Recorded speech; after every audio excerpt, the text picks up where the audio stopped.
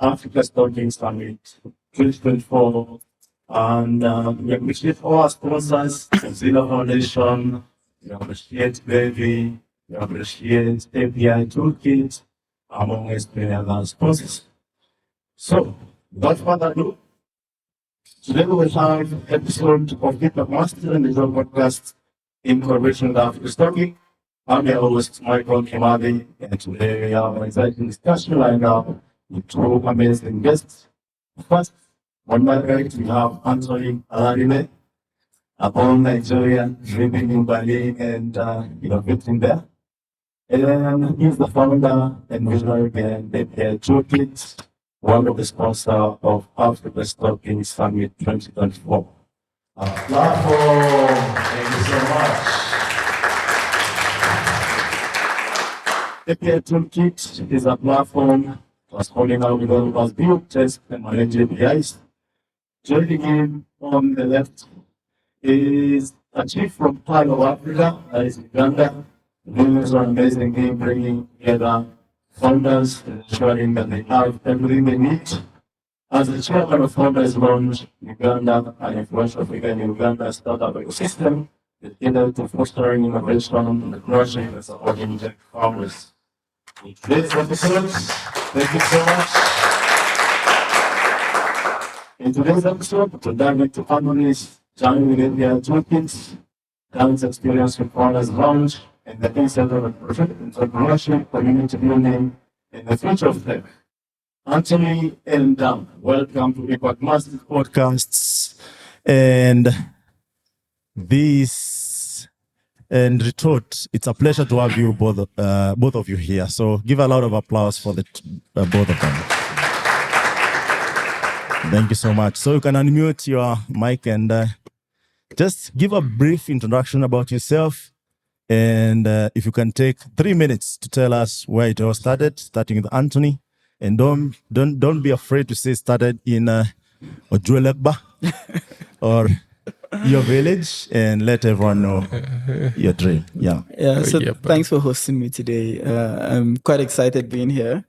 So I'm a software engineer by profession, now a founder of API Toolkit. So I actually started out in tech. Okay. I could be louder, it seems. So I actually started out in tech over a decade ago. At the time, I didn't know you could have a career in software.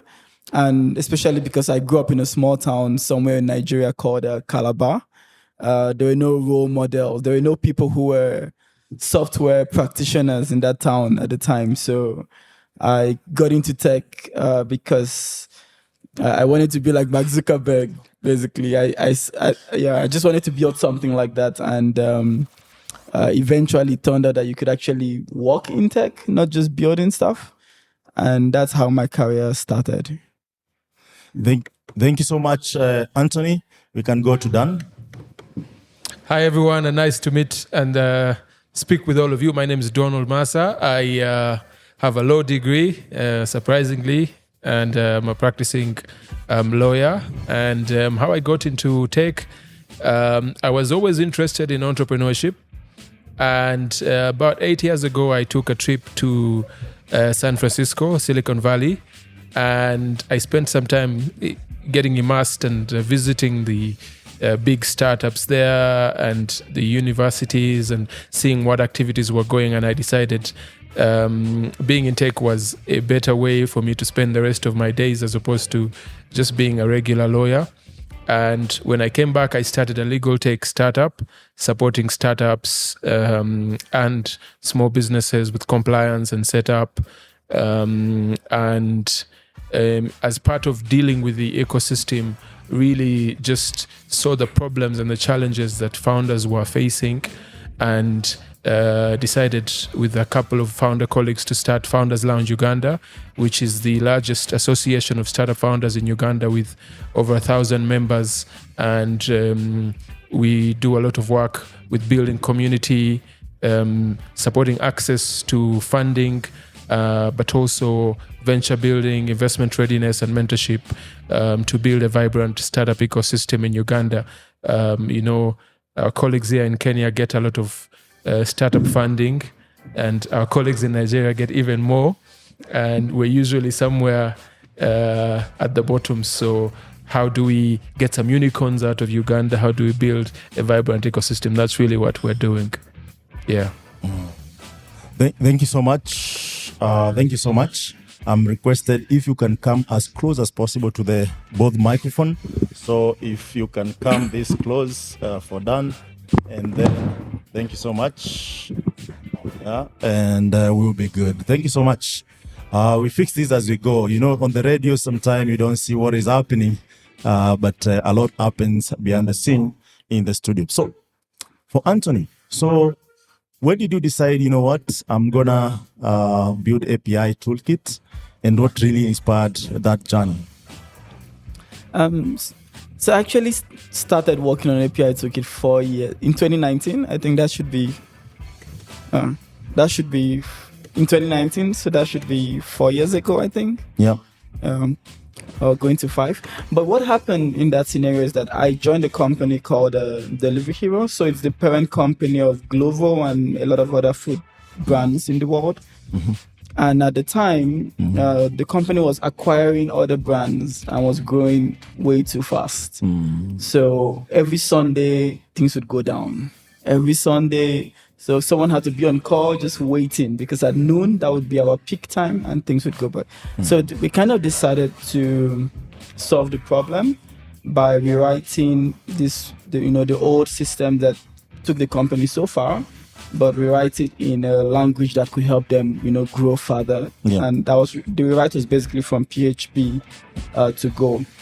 And we kind of tried our best to reverse engineer this legacy system and rewrite it in this new technology.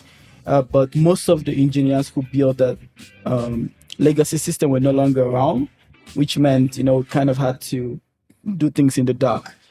And we tried our best, but when we rolled out this system sometime in 2019, things still went bad. So we lost over 2 million euros worth of orders at the time. And it made us start to think, it's a system we didn't fully understand. Yeah, there were uncertainties that we expected to happen, but why couldn't we predict this issue in the first place? Like, why couldn't we catch the kind of issue that made us go down? So the reason why we went down was that, so this is a brand that operates in 55 countries.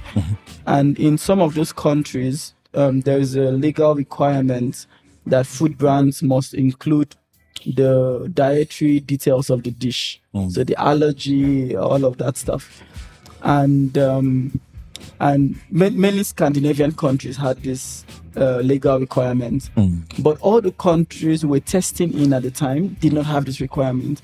So we did not know that this field even exists in the first place, which means we did not implement this field in in this rewrite that we did. So why couldn't we why couldn't we have something that would tell us, okay, this is the specification of this service, and tell us that, hey, this new thing you deployed, there is a field missing that is supposed to be there. Why couldn't we have something like that? And we had the retrospective. I told my manager that, like this, we lost all this money, but we could have prevented it. I don't know how, but I think we can prevent it. And some weeks later, another team had an incident, which is basically a similar issue. Some field was missing, blah, blah, blah. And then my manager said, you should you should take a stab at this problem. And I did that internally within the company until I left at some point in 2022 or 2021, and then started API Toolkit at that point. Interesting.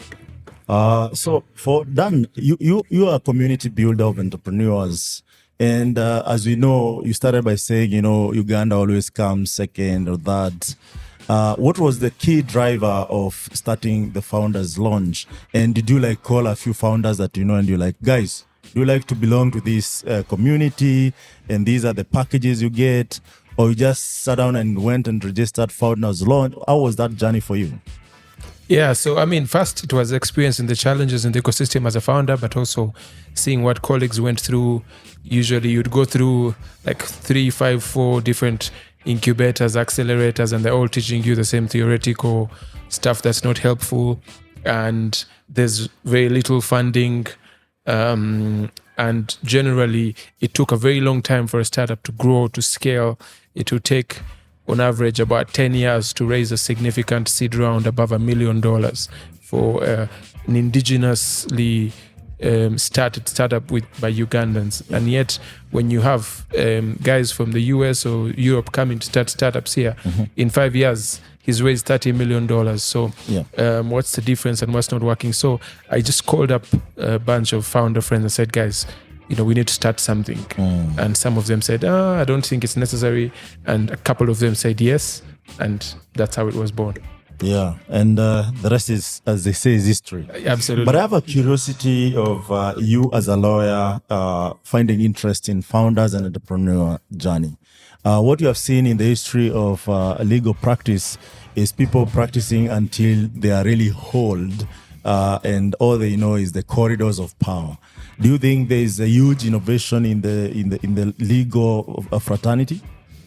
So the legal fraternity is one of the most traditional ones, and very steeped in tradition and regulation. It's very hard to actually innovate compared to, say, medicine, where there's now telemedicine and things like that.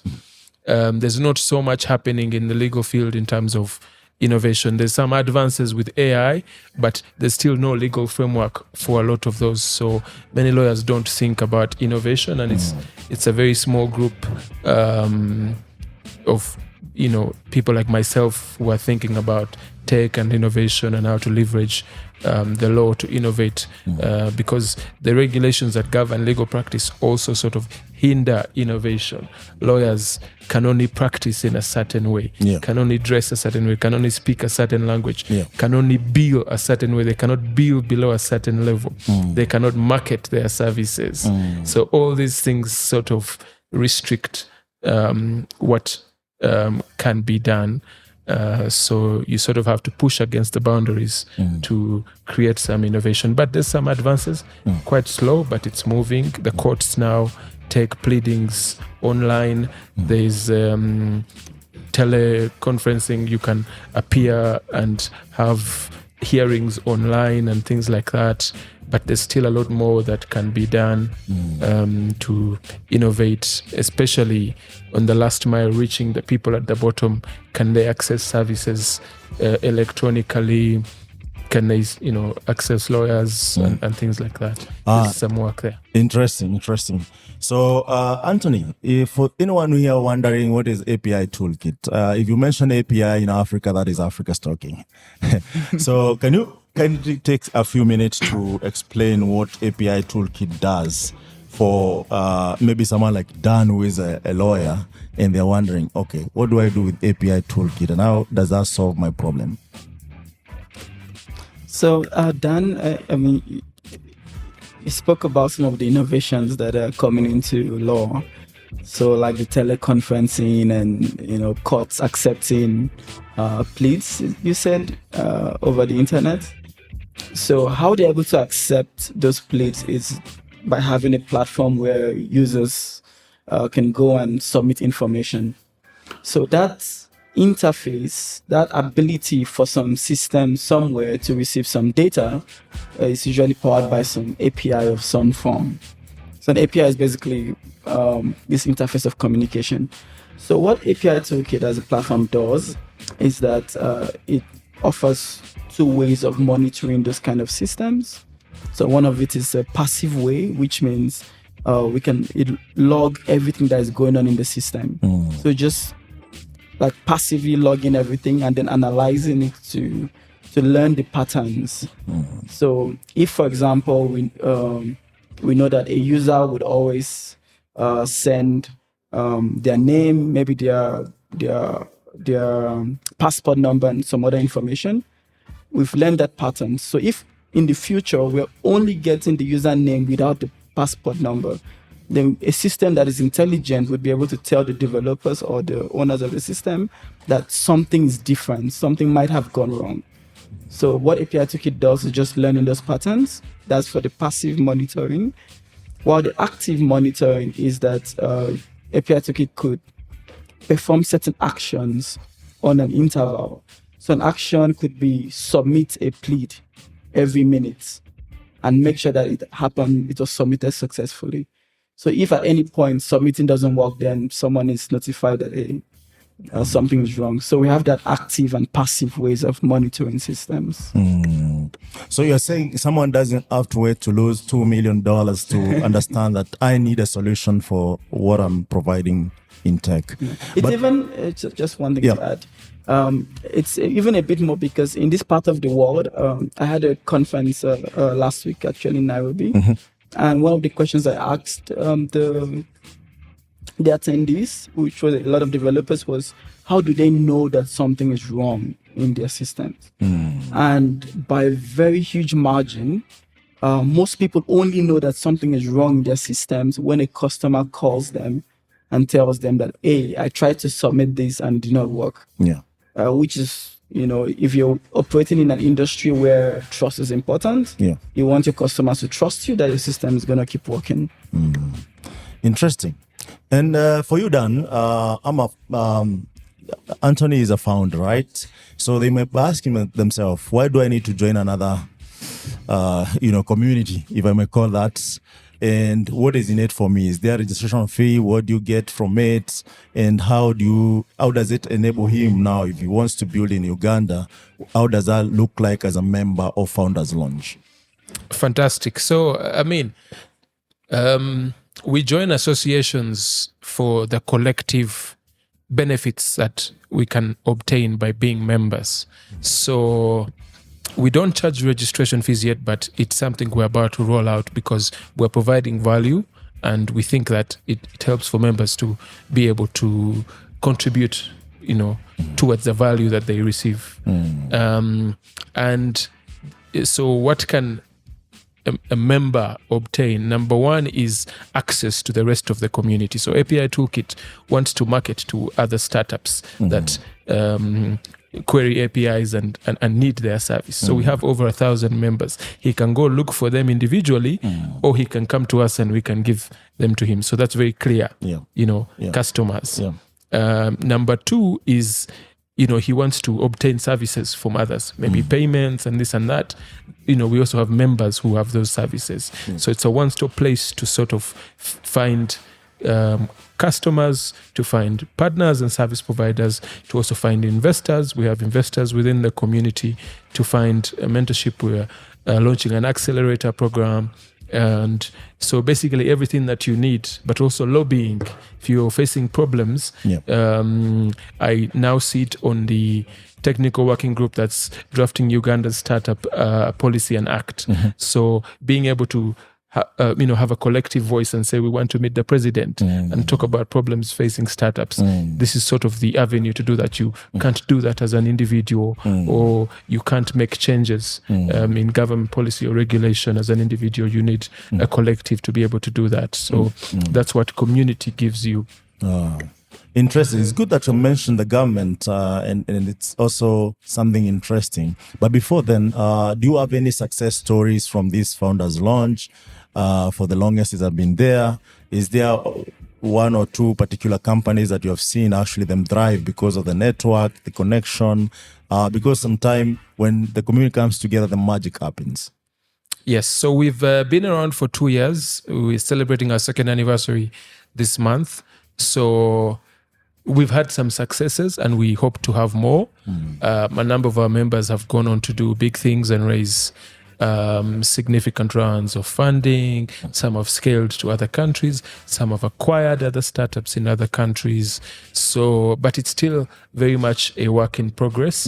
We're just putting the building blocks together, really. And I'd say in 10 years, we can be able to sit and, tell you what we've achieved. When you look at Nigeria in 2014, there was really hardly any activity happening until a few founders came together, Aboyeji and Joku and others, and really put together the building blocks. And now you have all the unicorns coming out of Nigeria, all the funding. You have Paystack getting acquired a couple of years ago for over 200 million. So, that's not an overnight success. That's been work that's been put in over the last 10 years and sometimes even beyond. Yeah, absolutely. So I know community is big when it comes to building, especially in Africa, given that, most of us don't have 3G, 4G. The way, we relate with each other is based on community. How has it been impactful for you now that you're from Nairobi? And I'm sure to find a CTO, CEO, find time to come to such a conference, interact with the developers. How impactful is the developer community engagement in ensuring that API toolkits succeed? So, Donald, you have way more experience with the whole community topic, right? So my experience with community is very deeply in developer communities. I founded a community called the Golan Nigeria in 2015. Oh, interesting. And I think that kind of puts me in this network of other Golan communities around the world, including the one that happened in Nairobi, which was the Golan first GoFar in Africa. Yeah. I think it's really location dependent. There are locations where there is a lot of activity, like what you're starting, where developers are actually, doing things and sharing what they're doing. And then there are locations where everyone is just isolated and everyone is, just trying to be a lone wolf. And it really depends on which location. Yeah. So I just try to talk to other developers like me, just hang around with them, learn with them, and it somehow works out fine. Interesting. I know both of you, in one or the other, you're a product of the community. And one of the things I'm wondering, how hard is it to build a company in Africa? And what do you really need to focus on to ensure that that growth is sustainable and it's scalable? It's not easy to start a company in Africa. Anyone who has can tell you there's a lot of challenges, from accessing capital to accessing talent and human resource to taxation and even market, compared to, say, Germany, where it's a highly industrialized, highly developed economy and everything sort of functions in a certain way. Africa is referred to as the last frontier, and many things still need fixing. That's why fintech is big in Africa, because fintechs are laying the groundwork really for African tech to function. So we're still really putting together the building blocks. When you go to the US, everything functions. Sometimes you wonder, what can I contribute in such a place? Everything has been done to some extent. So people are just adding on cherries on top. The guys who are creating startups in San Francisco right now are thinking SaaS or, like some really fancy things. Whereas here we're thinking life, it's health or it's education or it's fintech. Like this is actually saving someone's life or helping them solve a problem that otherwise would have terribly affected their existence. So many challenges. It's not easy to start or grow. When you look at the statistics, majority of enterprises started in Africa don't go beyond their fifth birthday. So many of them will have died for very many reasons, and many people start businesses out of necessity and not because you've seen an opportunity or you have this fantastic skill. In 2015, Uganda was ranked the most entrepreneurial country in the world. And what are these people starting this business to survive? Because you don't have a job or your job doesn't pay you enough. you need some sort of side gig or hustle to get by. So it's really survival mode for many of these people. And then there's a lot of other challenges. You have to register, then you have to deal with taxation. You have to raise money. Banks charge over 20% interest on loans. You know, in Europe they even have negative interest rates, or in the US rates about 3-4%. And we had zero interest rate phenomenon a couple of years ago in the US, where the Federal Reserve was just pumping out money and you could take money at almost no interest. And you saw the boom in startup funding, and then eventually when the boom bust, now you had banks like Silicon Valley Bank collapsing and things like that, because they sort of enjoyed the go-go days and did not prepare for and you had startups like FTX, you know, big crypto fund that was being run on vibes and, you know, collapsed overnight. So we see a lot of that. We saw startups like WeWork raising a ton of money and being valued at 47 billion, you know, and it's as a co-working space, you know, but SoftBank could invest $4 billion in this, you know, idea that doesn't make sense. So look at Theranos, was once, you know, the most valued startup, and what did they have? Nothing for over 15 years. So it's easy really to craft a story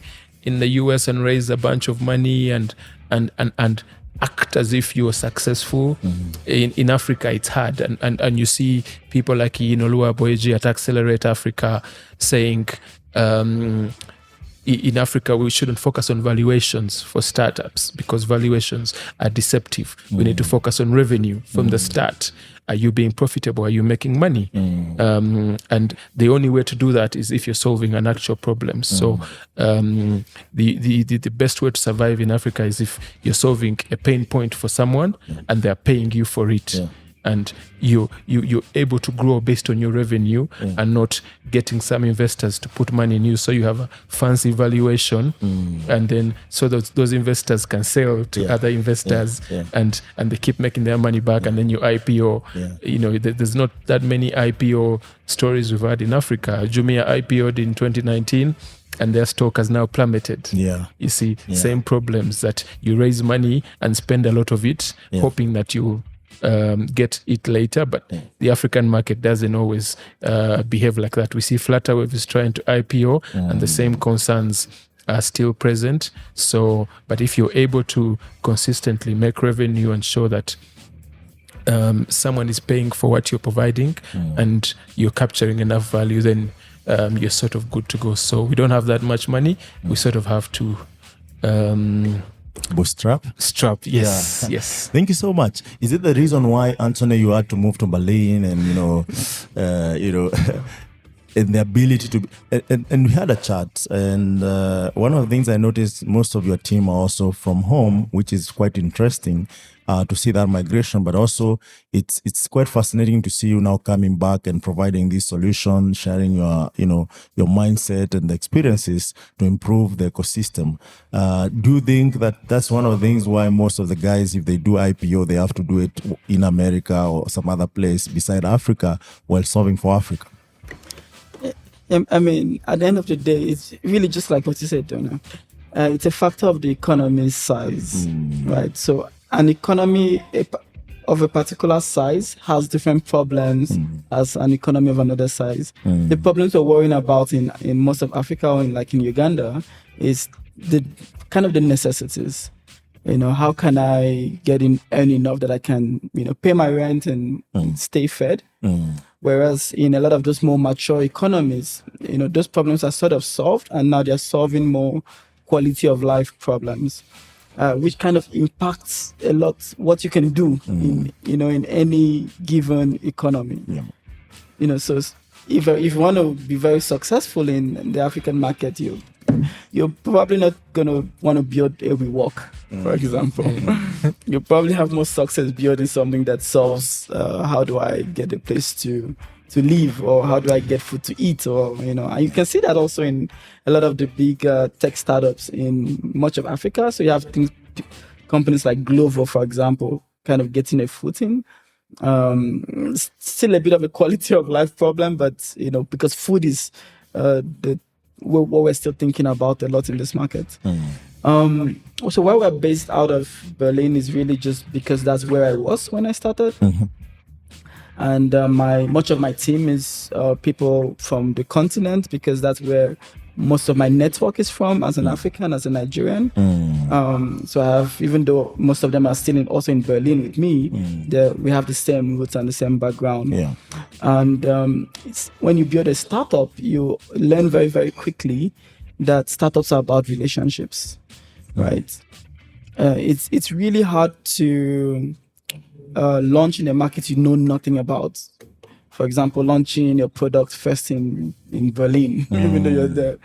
So it is easier to leverage that network and sell to a lot of the companies, the banks in Nigeria, for example, and then grow some maturity. And then before we started tackling some of the European markets, like the UK market and now even the US market. Fantastic. I know, Dan, you have seen guys raise funds. As much as bootstrapping is really something that works in the ecosystem, and then things go south very fast. How can you avoid that and still raise funds and make a whole lot of difference? Because at the end of the day, running a startup it can be quite expensive over time, especially when you want to scale in different markets. And I think also Africa is a unique market because every boundary you have to pay some tax to get into it. You have to have subsidiary. There are so many regulations that if you want to operate in 54 countries, you have to think about the 54 countries. So what is that experience for your founders when it comes to raising funds? Yeah, so like I said, raising funding is hard in Africa. But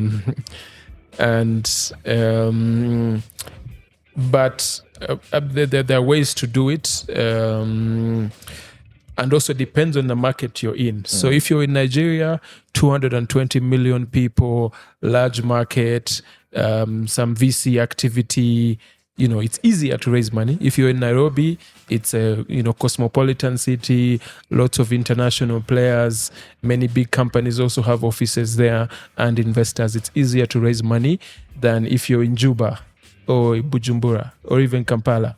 So where are you positioned? That's very important. And what product or service are you offering?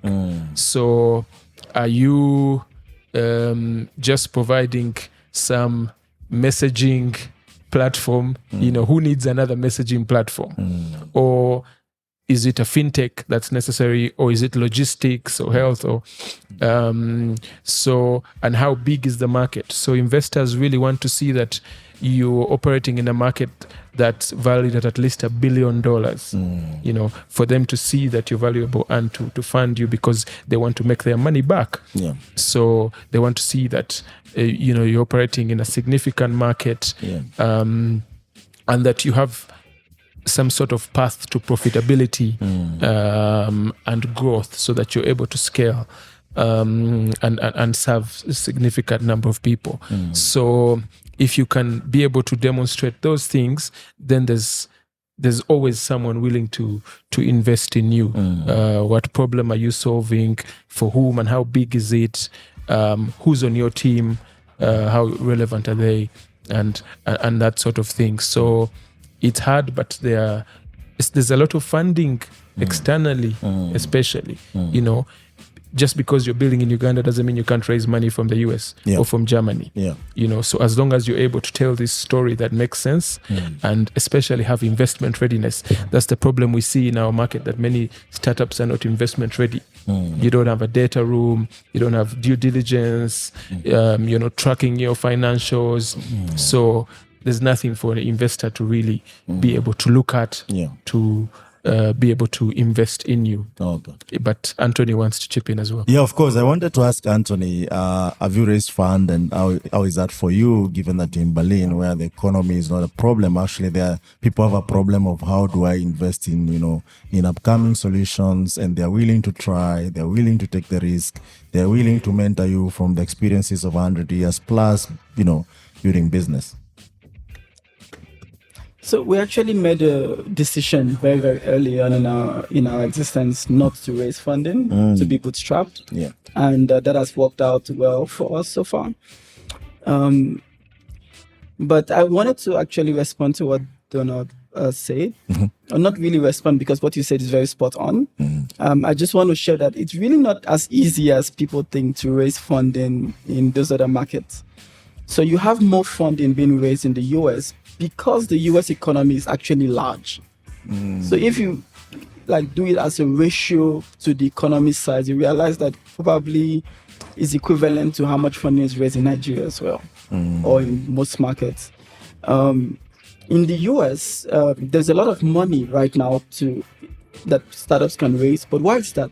It's because a lot of the companies that started out 20 years ago, they gained success, and then these same founders are the ones who are investing. We look at all of the top investment, Andreessen Horowitz, a lot of the PayPal mafia. They are the ones who are still investing in most of the companies in the US right now. And those are people, and also the people from the Bell Labs days. So it's like I don't want to say Ponzi scheme. It's like the people, they grow and then they reinvest back where they are. Right. That's why you see that a founder who came out from one of those universities, Stanford, or one of those universities around the Bay Area, they have way more access to capital than some founder in Florida or some other part of the US. Yeah. Likewise, in Nigeria, a lot of the funding that is being raised right now is also still coming from those. It's the same story. You mentioned Ian and a lot of the guys, the Paystar guys and the Flutterwave guys, and it's those same people who are leading a lot of the rounds. So they lead the rounds and then they bring in, based on their network and their connections, bring in some of the other investors, institutional investors from the US and other markets. But it's the local founders who have had some success and have some money to put back. They're the ones leading all of this. It's sad, but it means that for most markets, you still have to kind of start within. And then when you have some of that success, you can start dragging in and inviting in some of the more institutional investors. Absolutely. You have to put in some money yourselves, for other people to believe in you. Even investors, usually they'll want to see how much have you raised locally, before they come. So it's important for us to build our own angel investor networks, our own venture capital firms and private equity to sort of be the first check before we start to get other people. And Nigeria has that now. You have some guys who have exited and made money. Ian is on his third unicorn now. And the Paystack Mafia, guys have left and they have the liquid and they're investing and starting. Many people, Chowdek and others, sort of came out of some of that success. We don't have that here. We have a few exits that have happened. Surprisingly, for example, we had Bionic acquired a couple of years ago by Onafric, and now the founder is in Washington, D.C. So how can we get some of these people who've sold and made money come back and reinvest and not disappear and live in San Francisco and Miami and party, but put some of that money in startups here. Interesting. For you, Anthony, as a CEO and CTO, how do you stay focused, motivated on long-term goals and ensuring that the company is really managing day-to-day operations, but also ensure that the product is really serving the customers? So because we're bootstrapped, actually, it kind of puts some constraints in a sense that we can't hire and grow as fast in terms of headcount. Which unfortunately means that everyone in the company at the moment is wearing too many hats, and including I myself. But really, it all boils down to delegating. So a lot of